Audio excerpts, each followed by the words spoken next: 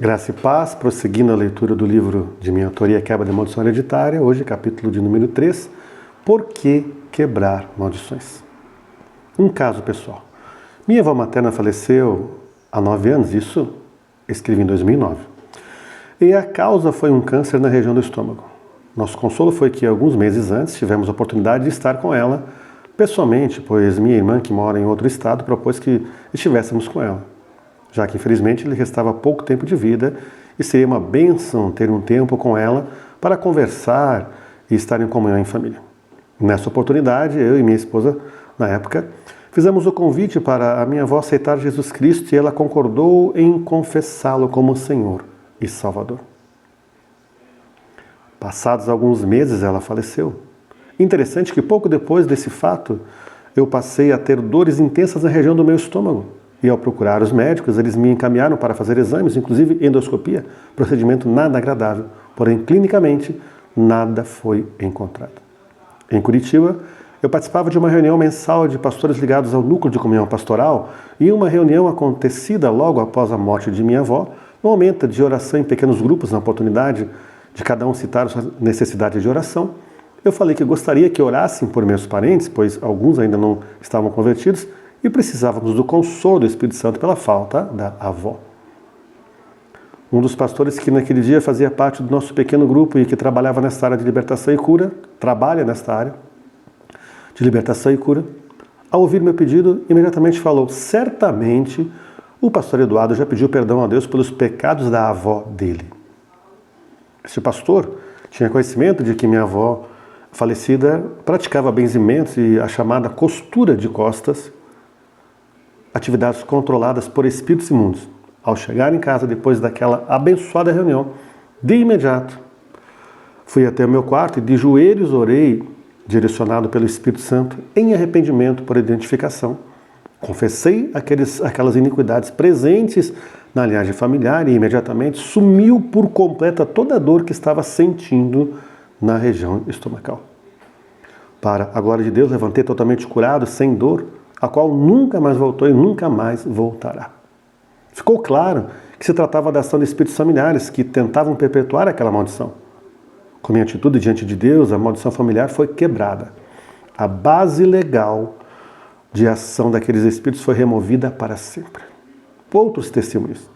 Uma tarde, há cerca de 4 anos atrás, isso em 2009, um casal entrou na igreja e o homem começou a relatar a situação de sua esposa que estava com sério problema de depressão havia alguns meses. Tentaram resultados e nada conseguiram. Ela não saía mais do quarto, mas aquela tarde aceitou vir junto com ele para pagar algumas contas. Viram a igreja e sentiram de entrar. Eu disse para aquele homem que estaria então orando por sua esposa, ao que imediatamente ele me respondeu que estava cansado de oração, pois nas igrejas que haviam ido, recebiam oração e nada mudava. Prontamente respondi que oração deve ser ministrada de modo inteligente e aplicada dentro da necessidade da pessoa. Não somos melhores do que ninguém, mas precisamos discernir qual a causa real, a raiz que tem trazido mal para a vida da pessoa. Já que se tratava de um caso de libertação e cura. Propus então que passassem por ministração de libertação e marcamos a data. E para a glória de Deus, poucos dias após as ministrações, nas quais a quebra de maldição foi aplicada na vida daquela mulher, ela finalmente pôde experimentar uma vida normal, totalmente livre da depressão e, inclusive, frequentando uma autoescola para tirar sua habilitação. Vejam que ela já havia recebido muita oração, mas agora receber a ministração da quebra de maldição, uma oração específica, que foi eficaz. Oração é sempre muito importante, mas deve ser aplicada em libertação e cura de maneira a atingir diretamente a área em que a pessoa precisa ser liberta e curada. Depois de descobertas as causas da maldição e aplicada a ministração, os resultados são visíveis. Lembro de casos mais recentes, um deles aconteceu em um dos seminários de libertação e cura interior que ministro. Depois de expor o assunto quebra de maldições, ministramos a oração de renúncia de maldições familiares.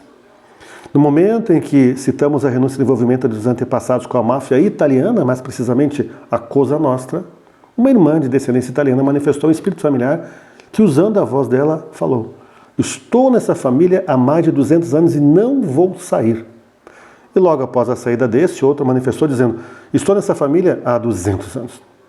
Orientada então a usar a autoridade do nome de Jesus Cristo sobre sua vida, essa irmã ficou livre desses espíritos familiares. Lembrando, espíritos familiares são demônios que agem na linhagem familiar devido a legalidades ainda não confessadas diante de Deus. Há casos em que a administração de espíritos familiares que estão há muito tempo nas gerações e o fato de manifestarem um sinal claro que não suportam mais ficar ali na linhagem. Eles têm que ir embora. A legalidade que permitia que estivessem ali é removida. Também há o testemunho bastante forte da família que veio à igreja passar pelo seminário de cura e libertação e tinha um problema muito sério com a repetição de acidentes automobilísticos. O homem dessa família, depois de ter passado pela administração individual e ter rompido as maldições hereditárias para a glória de Deus, não teve mais esse problema, que era algo realmente preocupante. Pois cada vez que saíam para uma viagem, aquelas lembranças e traumas já sofridos afloravam vividamente na vida daquele casal e de seus filhos, escravizando-os com medo constante. Mas agora é um novo tempo para eles. Deus é realmente fiel. Há poucos meses também, durante a ministração individual de libertação e cura interior, quando ministramos a quebra de maldição de heranças de raças, uma das intercessoras presentes na sala viu de forma real quando vermes saíam se desgrudando do corpo do irmão que renunciava às maldições. E à medida que a oração era ministrada aqueles vermes iam se deslocando do corpo dele, passando pelas roupas e eram literalmente derretidos. Algo muito real que trouxe transformação para aquela vida. É o que Deus faz na libertação de heranças de maldição, limpa tudo. Vejam então que estamos falando de questões que estão presentes há centenas e até milhares de anos nas gerações, trazendo prejuízos enormes e, na maioria das vezes, escondidos ou camuflados atrás de situações que perseguem a vida de cristãos sinceramente nascidos de novo e tementes a Deus. Mas que se não tomarem as devidas providências na aplicação do poder de Deus, poderão continuar vitimadas e reféns desses espíritos imundos. E saiba que o desejo de Deus não é que essa situação prossiga assim. Aqui cabe bem uma citação da doutora Neuza Etioca. O ponto importante é que, uma vez enviada tanto a maldição quanto a bênção, tendem a continuar através dos tempos até serem revogados e cancelados. E canceladas.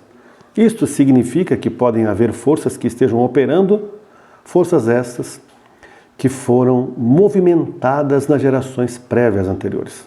Consequentemente, podemos estar lidando com algo nas nossas vidas que não aconteceram conosco durante a nossa existência, mas tem uma origem longínqua até de centenas de anos atrás.